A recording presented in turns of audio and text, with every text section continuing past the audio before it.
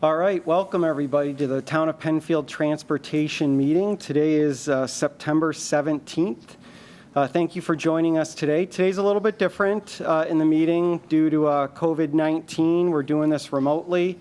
The first time this committee's done this, so please forgive us if there's a few errors or mistakes along the way or some delays. But before I start the meeting, I wanted to go and read a disclaimer notice, if I can. This is typically read before public meetings that are done virtually.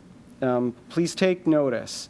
Due to COVID-19 virus and the closing of town operations consistent with the governor's executive orders, including Executive Order 202.1, which suspends certain provisions of the Open Meetings Law, and Executive Order 202.15, which postpones public hearings unless they can be held remotely through the use of telephone conference, video conference, and/or other similar services.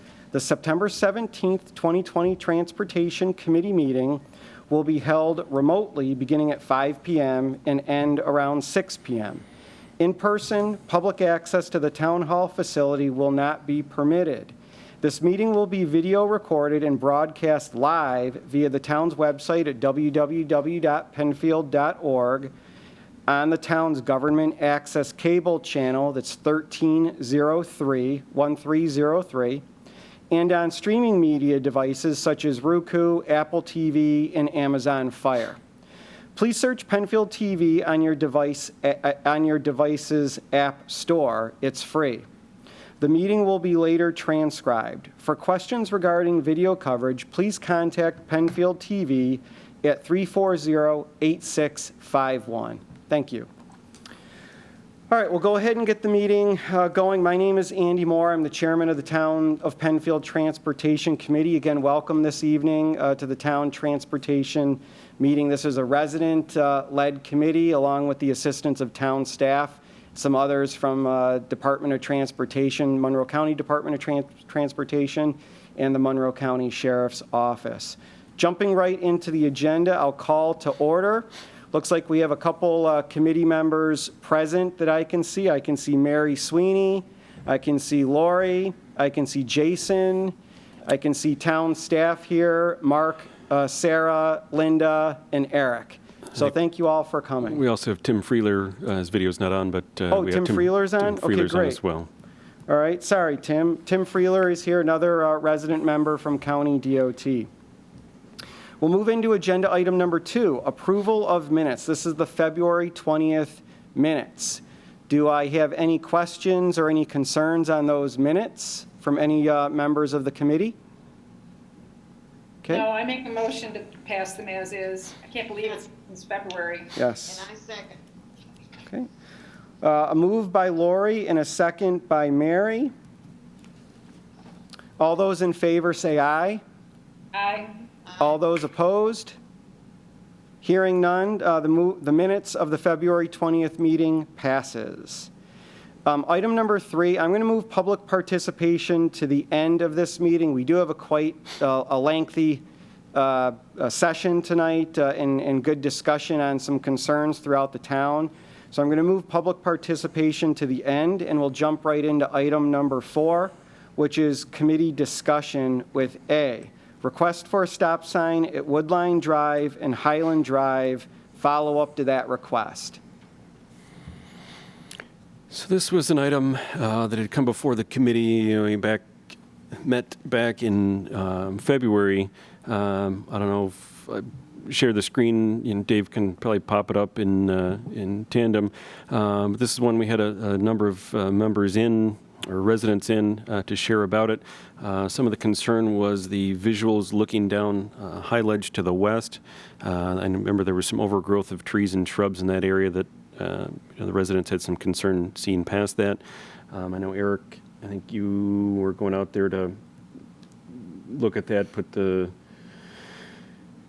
visuals on that, and I know we were gonna, I don't know if we reached out to the resident. They said, he was a little bit elderly and they were concerned, about, what the impact was on that, or? I believe we've gone out and trimmed everything back. Okay. Now, I haven't heard back from those residents. I don't know if you have, but I say we had, a fair group here back in February, met with them, and concerns about, the visuals at the corner and pulling out. I know we said we would look at it, address the visual. I know Dave's sharing up on the screen now. So this is as you come to the T of Highledge. We have a lot of streets that come to a T, and not all of them are, have traffic control devices at them. But this one particularly, as you look to the west, there were some concerns about the overgrowth of shrubs. Looking to the west, as people kind of had to inch forward, and then, if you were aware of the concern of the intersection, that was okay. Other people that weren't as familiar with that area, had trouble seeing around the shrubbery. But I know, Eric, you said you since trimmed the shrubs back, and that may have solved the issue that they were having, because I haven't heard anything further from So Mark, Woodline neighbors. with that, have we made any correspondence to the resident that came in and expressed that concern, just so they're aware of what the town has done and it's documented? Yeah, we will need to circle back with them on it. Okay. Obviously, immediately or shortly thereafter our last meeting, COVID struck and we were out, Sure. and then back. Some of the things as we share through tonight, obviously traffic numbers have dropped. As first off, when COVID hit, nobody was driving on the road, so numbers were down. Right. It's good to see the traffic numbers volume are down. Unfortunately, and I think a lot of the concerns we'll hear tonight, and I'll let them share their parts, is with less traffic, though, we've seen more speed. So there's been less people on the roads, but now people have driven a bit faster, whether just because there's nobody else out there or what's going on. So I think Okay. you've had one for the other, less traffic volume, but speeds have been up a little bit. All right. Maybe what I'd like to recommend for the committee, or on behalf of the committee, is that we send a letter or email, whatever is appropriate, in correspondence to the resident, letting them know what the town did. And then certainly, with COVID-19 hitting in the spring and continuing on, traffic volumes can vary, depending on the day, the time of the day, and the day of the week and stuff. So maybe we could just let them know and be updated as to what's been done, and if there is an additional concern at that area, or if something else has popped up, they can reach out to us and we can address it at that point in time. So I offer that as the recommendation for the committee's input. Anybody have any suggestions, any comments, or is that process moving forward okay? Works for me, Andy.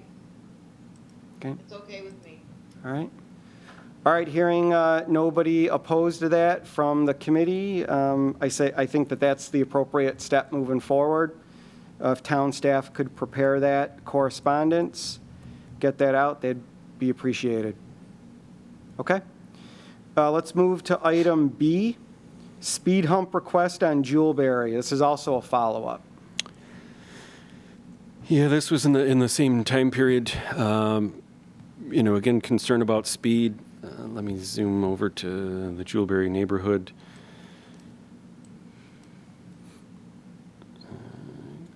Get there While Mark's slowly. doing that, I can let you know that the speed cart has been placed on Jewelberry since that concern. Okay. At this point, we haven't done traffic counters due to COVID. Over the summer, we weren't putting them out as much as we regularly do. We've started doing that again at this point. However, the last count for Jewelberry in 2015, it had 268 for the average daily cars and a 33 85th percentile in a 25. Okay. So doing our traffic calming on that, the traffic calming analysis on that, it actually only receives a 1, which when we look at our calming booklet, a 1 doesn't rank in doing any, especially any physical implementations. However, due to the concern, it's pretty common for us to request a higher amount of sheriffs in the area checking for speed. Okay. All right, so I guess what I'm thinking, Sarah, is the recommendation, maybe the town gets a request off to the Monroe County Sheriff's Office, which would have jurisdiction in that area. Absolutely. To add an additional patrol, or, have a car sit at that particular area. I know they've done that before at the request of the town in the past, and see if that can help kind of temper some of the speeding. I mean, it's an interesting area where it's probably people that live on that street, or the cul-de-sacs that come off of that street. So it goes back to what we always kind of talk about, it's your neighbors, and, the neighbors just need to respect the speed limits on the streets in the name and spirit of safety for everybody. So I would recommend to the committee that that's the action moving forward on this one and open it up for committee discussion.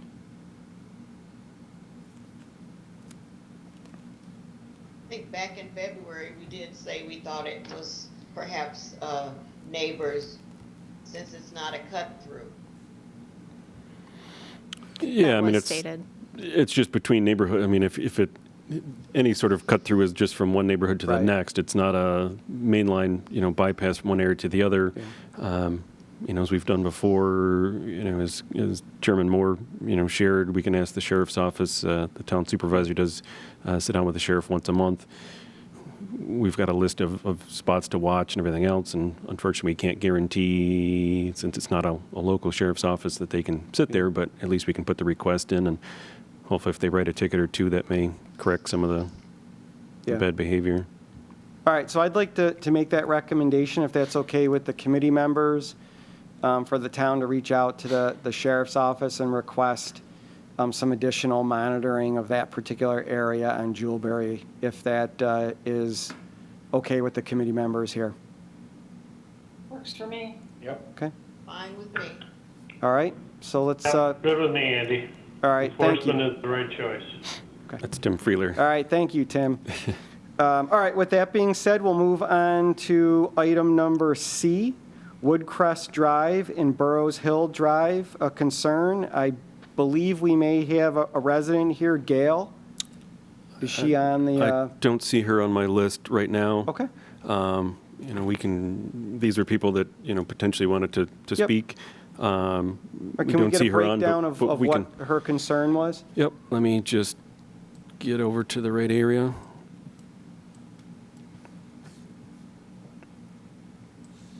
Get on the right street. And I think we have her comments in our notes. Sarah, if you've Yep, got I those, if can. you can read hers in, and then we can Sure. share with our video. So we received an email from the supervisor's office, and it reads as this. I took a call from Gail Bozzo at 124 Penfield Crescent. She's concerned about speeding in her neighborhood and on Penfield Road. She said there are more walkers and bicyclers than there used to be, and suggested we add a sign similar to what Brighton has done that reads, "Consider going slower." I gave the call to Mark Valentine to bring the Transportation Committee. After talking with Tony, he suggested deploying the speed trailer on Penfield Road near the old Gentles property. He will also address consider going slower in his communication tomorrow. His communication was his letter that goes on the town website every week. Okay. And we did follow up by putting the speed trailer out. Okay, so the speed trailer is currently out, or? It has gone out. Okay. This was, It was out, I believe, 2 weeks ago. Okay, great, okay. Is this one of those cut-through streets that people are using between Panorama and I No, they're, don't believe so. Runcroft, or? No, I'm trying to see where we're at here. That's okay. yeah, we'll pop it up. I see where you are, by Gentles, okay. Yeah, pop it up. I mean, it's an isolated neighborhood, basically. Yeah, It's it's just a neighborhood, just on the south side. There is no, so I'm gonna assume like. Cut through. West neighborhood, it's just, it's your neighbors driving crazy through there. Sarah I'm sorry, Lori, go ahead.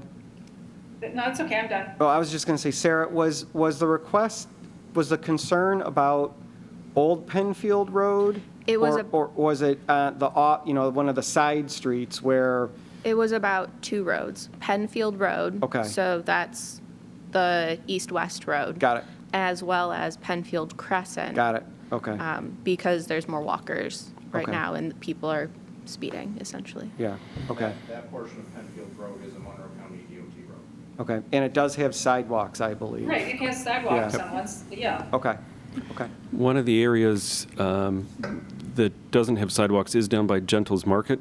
We are actually, just to share, we are actually working with the Dolomite Group. There's kind of their piece left now that Ellison Heights is in. Ellison Heights added sidewalks past their property. Right. We're working with the Dolomite Group to put sidewalks on their property. And then there's a short portion by Gentles Market that, we or the town board could look to fill it as a gap section. So hopefully, we can address some of that area to get people down if they are walking down to Yeah. Tops Plaza. That's always kind of been a tough place to access, and we've been Yeah. working through the Ellison Heights development. They added sidewalks along that shoulder, which I think is a benefit. And if we can continue that up or, fill that gap in, I think that might be a betterment, for the neighborhood altogether. All Oh, right, so, definitely. yeah, so maybe what we can do then is get that on, the future sidewalk plan, the town sidewalk plan that we review a couple times every year. I know there's other locations that may be in the queue ahead of this, but certainly getting it on, getting it on the sheet of paper, We could at least- identified as an area that we can look at, gets it going. We can at least add it to our priority list, every Right. year, come to the town board with a number of locations. The board, Yeah. weighs those. We obviously have to weigh cost, but we typically do a preliminary cost estimate on how much earthwork is needed, grading, if there's retaining walls, anything else that's necessary, and then based off of, obviously, need, cost, the board, Yeah. weighs out, what the best bang for the buck is, or, Yep. what makes the most sense. So I'll add this portion here. I know Gail didn't, specifically reference that, but if she's talking about walkers and bikers along Penfield Road, that may help. I think Eric putting the speed card out, Yeah. is always a helpful reminder to, people just kind of check themselves. Everybody kind of gets rolling along and isn't really paying attention to what the speed is or what they should be doing. So that's always a helpful reminder that, it gives you that immediate feedback of what speed you're traveling, and then, right below it, we've got what the speed on the road is. So that's always, it's not a permanent fixture, but moving the cart around, Yeah, and a in lot of specific it's just locations education and is to get a- reminding motorists of what speed they're going and what the current speed limit is in that location. Yeah. Has anybody reached out to the resident yet, or is that next step is to let her know what we've done and what the plan moving forward is? Yeah, I think we've been in contact with her up to this Okay. meeting, just kind of letting her know we put it on the agenda, share it with the group. I think, Okay. she was waiting to kind of hear the discussion of this group. Obviously, we'll follow up with all the residents after the meeting on this discussion. If we've got follow-up on our end, obviously, we put out traffic counters, all over town. Right. Eric, can put out the speed cart. So some of it is, through the discussion tonight with our committee, where do we end up? What's on staff's agenda of, what do we need for follow-up? And obviously, we'll follow up with all the residents to let them know the discussion and then kind of where we're going from here. Yeah, no, I think that sounds appropriate. Maybe we can keep Old Penfield Road there on kind of a cycle with the speed cart, because, that we all know that road does get some pretty decent volumes of traffic coming from Panorama Plaza up into Brighton or onto the interstate there. And you So, So that was just it does 2 weeks get a ago fair that was amount. out? Okay. Okay, cool. All right, so I offer that moving forward to the committee. Does the committee have any comments, any recommendations, or is that plan moving forward okay? It's okay with me. Yep, okay with me too. Okay? All right, Yeah, good. all right, thank you. Moving on to the next item, Harmon Road speeding concerns. I think there was a resident that may be joining us.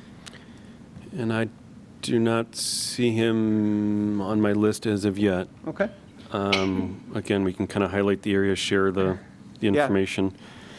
So Harmon Road, this is a cut-through area. So for those that are familiar with 5 Mile Line, we've had some concerns before between Harmon and Woodfield Drive that it does get backed up from the intersection at 5 Mile Line and 441. right. So I think it at times has become a cut-through street on down Harmon. People are either trying to bypass the light or, either morning or afternoon, come down Woodside and then go down Harmon. I know it was at least either last summer or the summer before, 2018, we had the counters out on Harmon, I believe, and Woodside as well to kind of, capture some of that.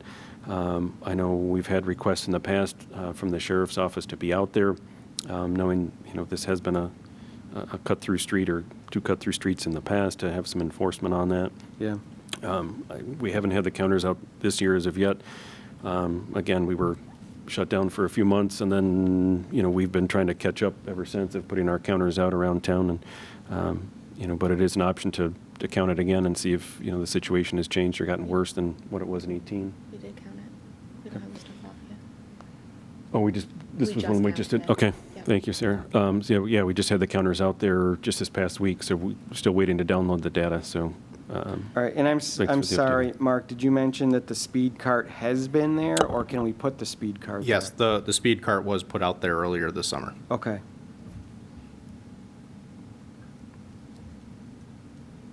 So in his email, he says that, that the police won't do anything about it. He probably hasn't talked to the right person, correct? Not sure who he has spoken to. I know we have had, Captain DeLacer sit on our committee in the past. He's been unable to come to tonight's meeting, but he's been a regular on this committee for, Right. the past year or so.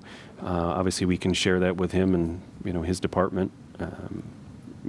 He's not here tonight, so, I can't speak for him of what or what not, what hasn't happened. I think from your speed but- card, once you get your results, you'll be able to tell the officers exactly what times, if Right. there is speeding, what times they should hang out there, and that'll slow the problem down. And I'm sure it's around drive times. If people are trying to Yeah, of course it either is. bypass the light, it's It's 4 to Yeah. 6 or 4:30 to 5:30, and in the PM, and then 6 to 8 a.m. In the morning, whatever the peak drive time. So I'm sure people are just not wanting to wait for the light and trying to find a quicker way around. Unfortunately, it's taking them through a residential neighborhood instead of a. All right, so why don't we wait until we can collect that data and kind of get a better read of what it's showing on speeds and, as Laurie said, times of day and so forth, so we can get our arms around a little bit better if we need to, if it shows that there is speeding going on in that area. Certainly we can encourage the Monroe County Sheriff's Office again to identify those specific times and days, to maybe have a patrol car there. And I agree with Lori 100%. Some visibility will help at the right time. So I think that's kind of a plan moving forward. Again, with the trailer, I know the trailer's in high demand these days, and certainly putting the trailer on a rotation, I think, will help too. And so I think there's a couple things that we can do there that can help mitigate a speeding concern. But let's get the data first and analyze that, and then we'll go from there. Andy, since we just pulled the counters back up and have the data kind of to go through, would you support if the data yields it for us to request as town employees before the next meeting rather than waiting a month? Do you Yeah, think that's that'd be fine. appropriate? Yep, Okay. yep, Yeah, sounds like a great idea. absolutely. And then, obviously, we can push that out to the committee between now and the next meeting anyway, so you've Okay. got the data and then Okay, see the great. update on that. Sounds good. All right, I think we've got an action plan moving forward on that particular concern. Going to the next item, Brougham Road, speeding concerns. We may have a resident I do have joining Miss- us today. Yeah, if Ms. Turner is on with us right now, if she wants to join us, and Okay. Hi guys, Is can it- you hear me okay? Yes, Shayna, is that you? It is. me. Great, great. Thank you for joining us. If you'd like to kind of give us a brief description of what you're experiencing so we can kind of get a better idea, that would be wonderful. Yes, so I came into you guys, sorry if you heard all my kids, of course I just got home. I live on Brougham Drive. I live right on the main stretch of Brougham Drive between Surrey and VIII Drive. Yep. And I saw you guys, I think probably about a year ago, maybe about the same time last year, just having a lot of speeding concerns on the main strip of Brougham Drive. You guys came out, I think we did like traffic counters, we put up the speed reminder. We did all of that. Then of course we went into fall and winter when we're just a little less outside. And as we looped back around till springtime, kind of the speeding has really just gotten worse. We think two things. It's definitely some neighbors. In some cases, it's actually created some issues in the neighborhood with like a couple of particular families who live on VIII. And so they travel like the whole strip of VIII and then the whole strip of Brougham. Right. And so much so that like one of them hit a ball and just didn't even stop. I mean, just like plowed it right over, never even stopped, never even anything. Thank goodness it wasn't a kid. Yeah. But just zero kind of respect. One person has stopped and actually told us that we shouldn't be worried about it. If our kids weren't in this, you know, on the road, then we wouldn't have to worry about speeding in the neighborhood. And so it's really become quite a thing in the neighborhood. And we have, I think why it's different is I've only lived here 3 years, but most of the kids are like 8 and under. There's actually 20, I think I counted earlier, there's 23 children that live on Woodfield Drive and that are 8 and under. And there's about, most of them, probably 2/3 of them live right here on this stretch between Surrey and VIII. And I think that's new in the last couple of years. And so it's residents that maybe have lived here for a long time and just don't really see the need to drive at a reasonable rate of speed when there's, I mean, sometimes there's 10 kids riding their bikes and they're being very respectful and they stop and they're on the side of the road, but they're 3 and 4 and 5 and 6 years old. And when you're going then 30 miles an hour past them, it's just not really safe for anybody involved. And that is what has created some of this tension, I almost feel like, in the neighborhood. And in some ways, I think they drive faster. We actually hear them like accelerate as they're going by us. And the other issue with the summer is that we live, so Coachman and Brougham, right, are this used street. And at the end of it is that little nature preserve. And there's no houses down there. And it actually has become a little bit of a hangout, which probably is not new. It's probably been a town thing forever. But there's a lot of teenagers that hang out down there and then are just kind of flying up Brougham Drive when they're done hanging out down there. So I don't really know, what more we can do. I know the last time I met with you guys, where we placed the speed thing, the two, whatever you guys call them, but the thing that you drive over to kind of see how many cars are going and how fast they're going, was very close to the intersection at VIII. And I think the neighbors that are speeding are, they kind of understand what's happening. And I just don't know. I know that you guys had reached out to Monroe County Sheriff's Office to just increase patrol, like you had suggested for some of the other neighbors. We kind of did that the last time. I'm not sure I really saw increased patrol, but also like you already mentioned in the meeting, you don't really have control over that, right? Since they're not a town police. Mm-hmm. So I just don't really know. I know that you guys brought the speed reminder out again, slows some people down, doesn't slow others down, is a good reminder for, the week that it's here. I just don't know like what else we can kind of do to manage this. Okay, thank you. I think I do remember you coming back and talking about this earlier. And I guess my question is, we kind of approach these in different steps and different phases. And so, Mark, are we at a point now where maybe the town needs to send a letter, an official letter from the town to the residents on that street? Because I think Shane has identified that it could be, or it is, I'm not going to speak on your behalf, Shana, so forgive me, that it's residents that live on some of the side streets or on one particular side street, but also, it could potentially be some friends and some teenagers that are able to drive that may hang out in that, the kind of the connector there is what I call it between Coachman and Braun, where there's not really any residential houses, the nature preserve back there. But I think our next step on this would be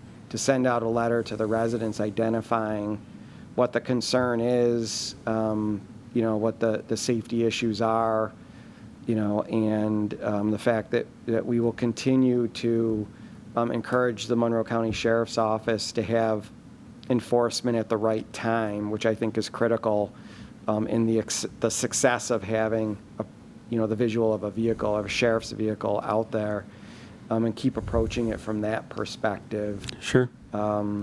we've always relied on education as a big part, especially in these type of areas where, there is really no through traffic. It's going to be people that live there or that are visiting there, and try to go about it from that perspective. If our normal procedures with the speed cart and counters and stuff like that just don't seem to have a positive impact or move it in a direction that is satisfying what the concern is.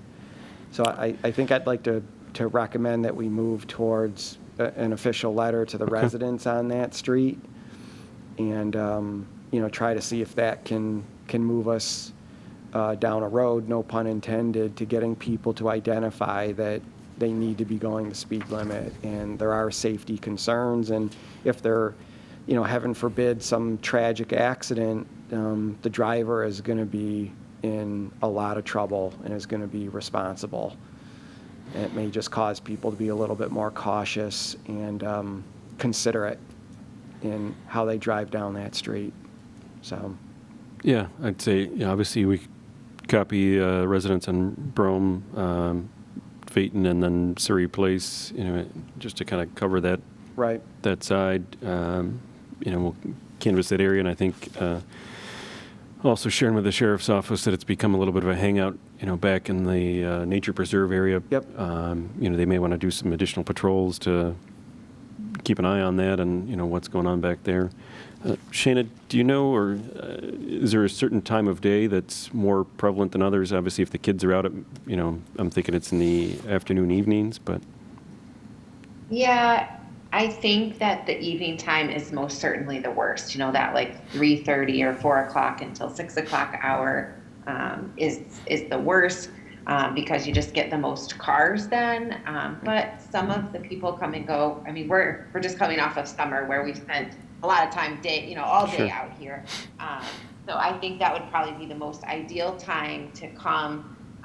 And I agree that I think a letter would be a really nice step for the town to take to help with some of the neighborhood issues. Okay.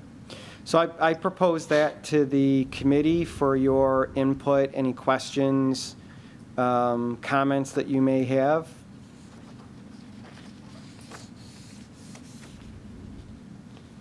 Okay, hearing none, then I would like to ask the town to take a look at putting together a correspondence to the residents on that street and the side streets.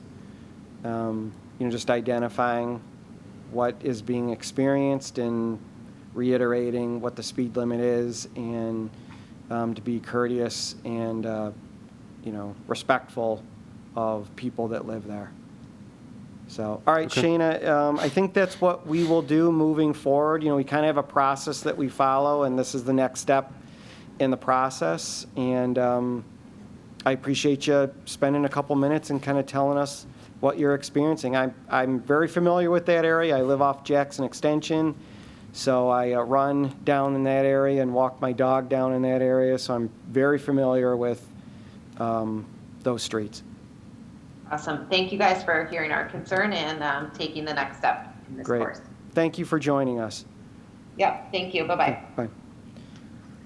All right, next item, Farmbrook Drive and Panorama Trail. I think we have a resident that may be joining us tonight. No. Okay. We've received several emails from residents from Farmbrook. We can, read those in.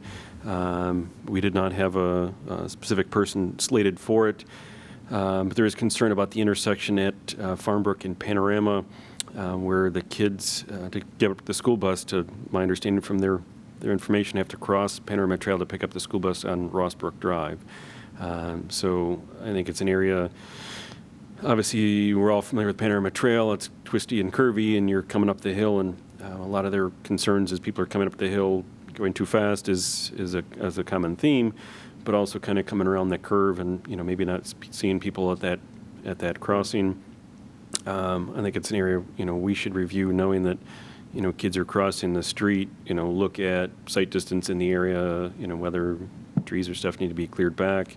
I don't know if we have an intersection ahead sign or something in that area, or It's kind of tough to do a mid-block crosswalk, especially on a curve as you're coming around, but, I think it definitely warrants an opportunity to take a look at it and look at the configuration of the street that's out there and do a little bit more evaluation on it. I'm actually surprised that there is a bus stop across that street. I mean, I'm pretty confident the school districts got bus stops on your side of the street and aren't That's having the kids part I haven't been cross able to streets. follow up on yet, but Yeah, I I'm think surprised. that would be worth following up with the school district, or maybe, requesting that the resident follow up with the school district to see if there's a better, safer way of picking up the kids on Farmbrook and not having them cross Panorama Trail. I'm actually surprised that if that is indeed the case, that is actually allowed. I could be wrong, but I'm surprised that it is.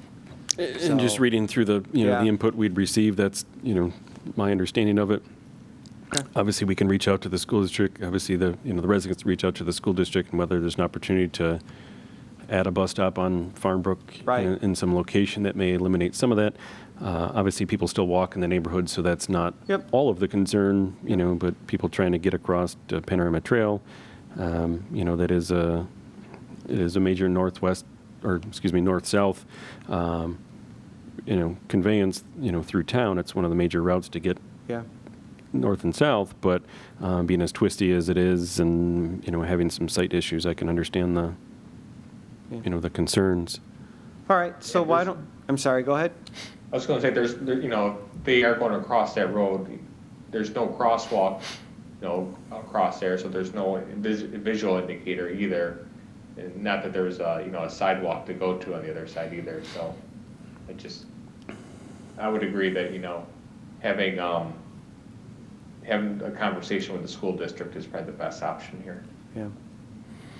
Yeah, and I think that would hopefully, take away some of the issues with, with kids crossing it. Obviously, if, people, families, dogs are looking to walk in other neighborhoods and cross over, we can still take a look at that as well. But we'll have to look at the site distance coming up Panorama, whether it necessitates an intersection ahead sign. Okay. But we can look at the speeds. We've counted Panorama quite a few times over the years. I think just last summer we had it out up in the northern part of Panorama. I think we had some speed concerns up in there, so I think we've got fairly recent counts on that road as well. Mark, I think this is just about where the speed goes from 35 to 25. And a lot of people don't, I think they like that Indy 500 feel, I don't know. Right. And they just continue speeding. Yep. All right, so why don't we take a look at that, and maybe we can assist with reaching out to the school district's transportation department, or the busing side of the school district, and help the resident kind of navigate through that to see if there's something that can be done. One, most importantly with seeing if there's a bus stop that can be placed on the Farmbrook side. Even though that's not our decision, that's the school district's decision, certainly we can try to connect the resident with the proper person at the school district and, take those steps moving forward. So, okay, anything else on this particular concern? Okay. The next one, Woodfield Drive, not stopping at stop signs. Do we have a resident that's joining us? We do not. Okay. No. So this is one, and let me get to the area. Sure. So Woodfield Drive is a north-south road in the section that the resident has a concern. And basically there's two mid-block stops where there's a T intersection, another road goes to the west in two locations. So people aren't stopping at those mid-block stop signs. And there's been a lot of animosity towards residents that are walking by those drivers. Okay. So, I'm actually very familiar with this location. I run by there 2 or 3 times a week as part of my running route. I find that most cars actually do stop at Paraweekle at the intersection. although, it's sort of a weird intersection. You don't expect to have to stop there. I will say that, like, when you do come across that stop sign, it's not something I think that most drivers are expecting it. Yeah, and I think it's something we need to look back on, and I don't know if it's something this committee looked at a few years ago, but that may have been a recommendation to put those stop signs in at that point in time. But as Jason shared, as you're coming south, here's Plank Road to the north. As you're heading south down Woodfield Drive, you're just kind of coming into the neighborhood. There's a stop at Periwinkle at the end, and then you keep going, and then it's Mount View Crescent at the end. So it's a little different than what we normally see. Normally, the through road kind of carries through, whether the stop signs were put in as speed regulators a Right. little bit more. But sometimes when you have stop signs that are just kind of on a through road, you trade one for the other. Hopefully it's a benefit to speed, it's people slow down, but if people don't see it as a natural need for a stop, then unfortunately you see people kind of roll through it. So obviously enforcement of people not stopping at a stop sign, that falls under the sheriff's department. Having somebody park and sit there. For us, traffic counters and the traffic feedback cart, that's more speed related than somebody not stopping at a stop sign. That's basically just a sheriff's office. We can request to have somebody go out there and keep an eye on it, and then if people realize there's a cop there and they need to Right. stop at the stop signs and not just roll through it, Don't we have, Eric, don't we have some like reflectors that we've put on some of these signs in the past that just maybe raises the awareness a little bit more? We do have strips that we've put on signs previously that they do, say slow down. Right. Kind of vertically. Okay. We can certainly look at doing that. Yeah, maybe we can take a look at that. If it's just somebody that's just not paying attention or just needs a little wake up or needs to be reminded that they have to come to a complete stop and not a rolling stop. here's the stop sign. That may help. So, I mean, we tend to put those on our speed limit signs, just as it's conveying the same message. Yeah. There is one when you turn off of Plank Road onto Woodfield Drive, there is one of those Okay. reflective signs already. We don't Okay. tend to put them on stop signs because we want people to stop and not just to slow down Right. and continue driving Right. through. okay.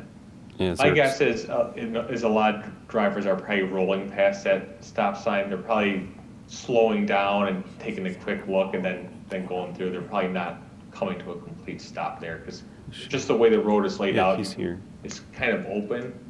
Right.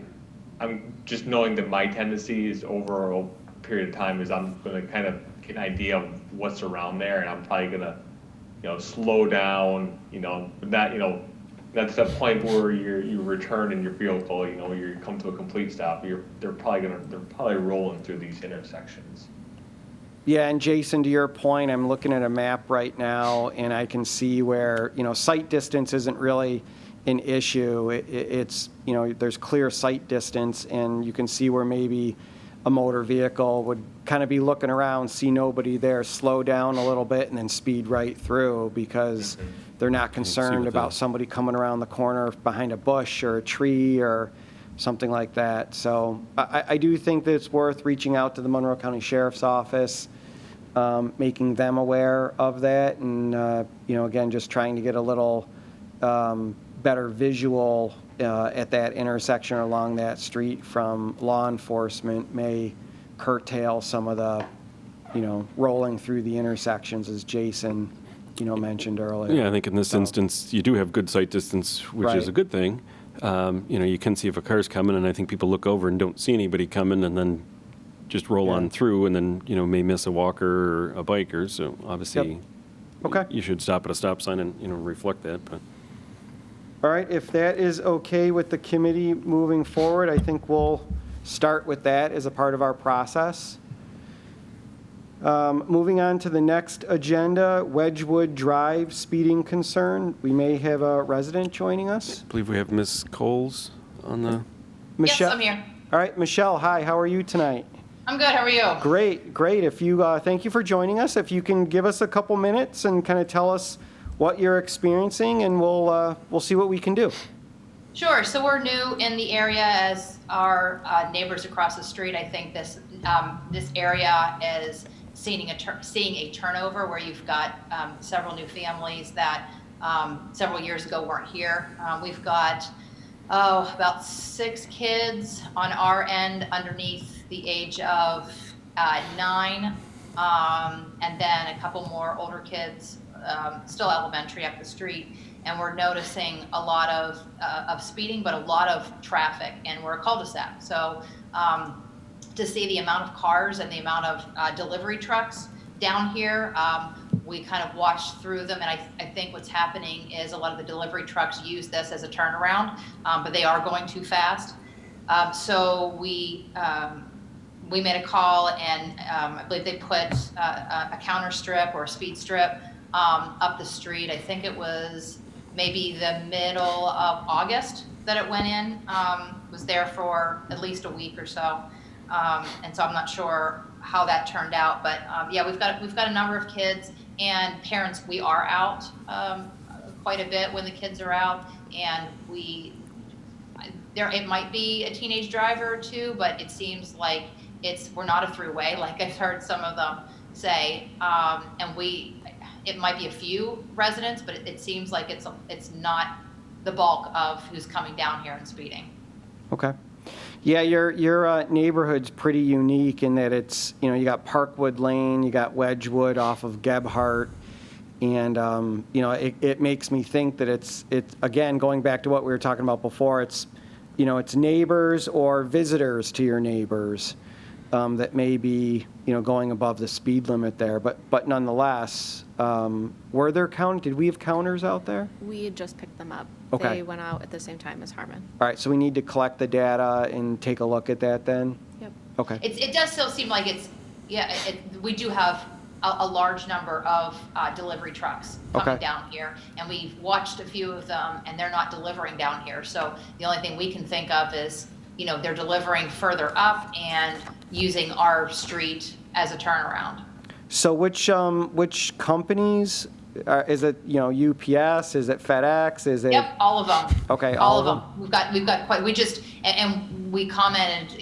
My neighbors and I on. It just seems like we've got quite a number of delivery trucks down here, and definitely with COVID, with everybody ordering from Amazon, we Right. can definitely see that's increased. But it's still, it's some of the times it's dropping off, but some of it, a bunch of the time, it's not. Okay. It just seems like just a large number for being a cul-de-sac. We have a lot of traffic down here. Okay, all right. Why don't we take a look at that data and kind of see what that shows us? And then we can kind of make some decisions once we have better information in front of us. I'd say on that one's it. always tough with delivery drivers. Most of our education efforts is towards the residents Yeah, that I live in the know. neighborhood. I know. People that live on the street, teenage drivers, you're just trying to do some education. If it's the UPS guy zipping down the end and turn around and come back, it's either the chance that you've got a sheriff waiting there to give him a ticket, or unfortunately, those are the tougher ones to get it. No, that's a very valid point. I do know that, the delivery companies, certain individuals are assigned certain geographical areas. So there's a good chance that the same person or the same couple people are always delivering in that neighborhood. And I think maybe, potentially what we could do is send a correspondence to those particular companies here locally. They all have offices locally identifying the street, and they'll be able to identify which drivers handle that territory. I know a couple people that work for delivery companies that they have the same route over and over again, and then kind of narrow it down. So maybe somebody at UPS, I'm not saying it's UPS, using that as an example, tells the delivery drivers that they need to slow down, when they're in those particular Yeah, neighborhoods. we've gotten some calls from the town. We've gotten calls from neighbors, Absolutely. and it's noticed that you're flying down the street. Flying down the street. We understand you got to make your deliveries and you be Right. timely, but Yeah. you also got to be safe and respectful of the neighbors in that neighborhood. And So And it Mich- does happen yeah. throughout the day. It's not like I've heard some other people with their street. So it seems to happen, this time of the day. It's all day. Okay. We get stuff down here all day. And so you could have a FedEx come at 11 o'clock in the morning, but then have it again at 4, Right.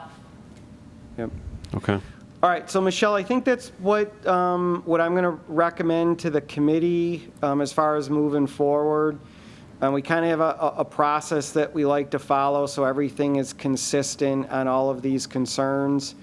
And I think this is a good start. We've got a much better idea of what your concern is based on you participating. So thank you very much for spending a couple minutes and walking us through what you're seeing out there. And we'll start the process here on this particular issue and maybe reach out to those companies or send a letter and take a look at the counters and see what speeds are showing and then make some decisions moving forward. Okay, sounds good. Okay. I think I'm also on for another area too, for the high school. I wasn't sure if that was still on. Yeah, you can, if you've got comments, please share. Yeah, go ahead. Okay. Yep. Did I write down? Yep. So the other issue that I've had is I do have a walker for high school, but I've seen it happen at the cross of High School Drive and 5 Mile. There seems to be quite a lot of near misses. So the issue with that area going north and south on 5 Mile, both sides will have a stop sign or a red light rather, and you still have kids coming out of the High School Drive making a right or a left. So when you're crossing from the other side of 5 Mile crossing over, you might get the go ahead because there's a red light there and people coming north on 5 Mile are stopped, but people coming out of High School Drive making that left, aren't paying attention. In the afternoons, it's a lot of high school drivers that are coming in, so they're not paying attention. But then you also have in the morning where parents are probably rushing to drop their kids off and come out. And so I had reached out to the high school before COVID in February and spoke with a vice principal there who is retired. He was working with the county sheriff to figure out what could be done, and I thought they had something resolved. But then I got a message back after reaching out with them a couple weeks ago and finding out that it's actually a town thing. I spoke with the sheriff's department, and they said it's actually a town who would decide on putting a crossing guard there. And due to the way that the school is operating now, so because the kids, for the most part, are not going to school Wednesday, it would be a matter of putting a crossing guard there briefly, Monday, Tuesday, Thursday, Friday morning, from about 7:15 to 7:30, since kids start school at 7:30, and then again in the afternoon from 2:15, since they're out at 2:15 to 2:30.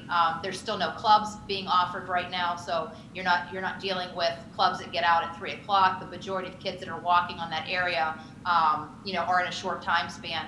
In addition to that, talking about kids that are walking further south, when you're hitting 5 Mile and Penfield, I know a lot of near misses there as well. But that's a little bit more congested, and but there are still kids, crossing those. But those two areas seem to be, very difficult for kids to be crossing the street because there is no definite time to cross. It's, if you're going north and south, you're stopped, but if you're coming out of the high school road, people aren't paying attention.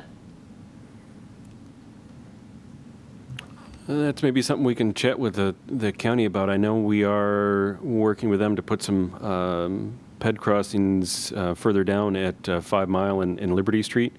So maybe that's a conversation we can look at. Is there ped buttons there, or is that something we could look at in the future to have? I know we've had crossing guards in the past at other schools. The funding for that has gone away, so we've looked at other spots where there's a ped indicator, a button you can press, and then it can change some of the signal timing. So I know we are working with the county to do crosswalks down 5 Mile at the Liberty Street crossing, and then south of Penfield Road, further down on 5 Mile with that. So And I think the issue is not a button, but rather because you can't have, unless you have everybody stop at all three points. It's a matter of kids and parents coming out of High School Drive that do have the right of way to make a right, even though to the person going across 5 Mile has the go ahead, and they should, because they're a pedestrian, should have the right of way. You've got kids probably on phones as they're walking. but people not paying attention as they're turning because they both technically have the right of way. Okay. Thank you for the clarification, but I say, and we can take a closer look at that and then, see if there's, what our options are there. Okay. Yeah, no, thank you for making us aware of that. We'll definitely take a look at it. Okay, thank you so much. All right, Michelle, thank you for joining us tonight. Appreciate your comments. All right, thank you so much, guys. You're welcome. All right, moving on through the agenda under other business. Is there any other business from committee members to discuss? Okay, hearing none. Moving to agenda number 6, held items. No held items to discuss. Agenda item number 7, new business. Is there any new business to come before the committee today? Okay. I think the only thing we wanted to share was we met most recently with the state DOT. We had our annual meeting with that group this year via Zoom. Most often we meet with them, kind of went through some of the updates around town of what's new. One of the points of interest, this group for many years has been the 5 Mile Atlantic intersection. So we did ask, what the timing for that was. Has that been delayed? They said that intersection is going to be let out in November of this year. So basically it'll go out to bid in November, and they're looking at it as a construction for next summer. Okay. So good to know that intersection still is looking at doing some improvements. I know most recently they've submitted paperwork to us. There's some land we need to deed over to the state, which we had kind of reserved anyways. That paperwork has come in, so it's well into the process and moving along on that end. So was happy to hear that is still moving ahead. So that was a major intersection, having safety issues at that intersection. We've talked about that many times with this group. So Great. Wanted to Great. share that's still moving ahead and still in the works. Okay, no, that's good news. Thank you for updating us on the status of that particular initiative. Moving to the next item on the agenda, public participation. Is there anybody on the phone? I'm not seeing or hearing anybody at this point. Okay, no calls, nobody on Zoom. So moving to the next item of the agenda is adjournment. Next meeting is October 15th, 2020. Hopefully we'll be in person for that meeting, but I can't give you that right now. I will not be here for that meeting. Okay. I think we'll Sarah? still be in our 5 to 6 time period, just to let the group know that.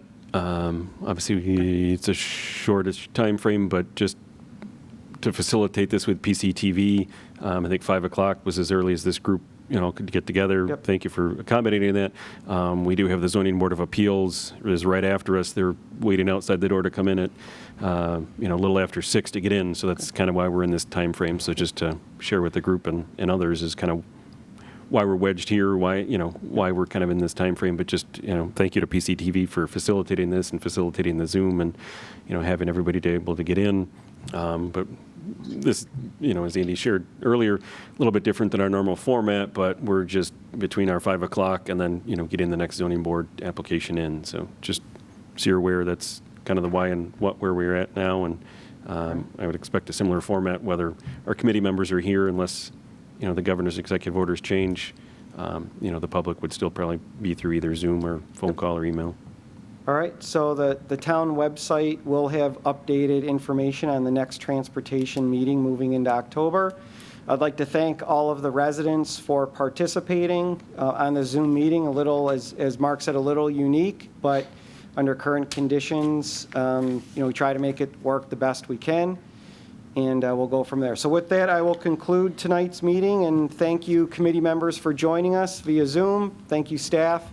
Thank you, residents, for participating and expressing your concerns in the neighborhoods you live in. Thank you and have a good evening. Good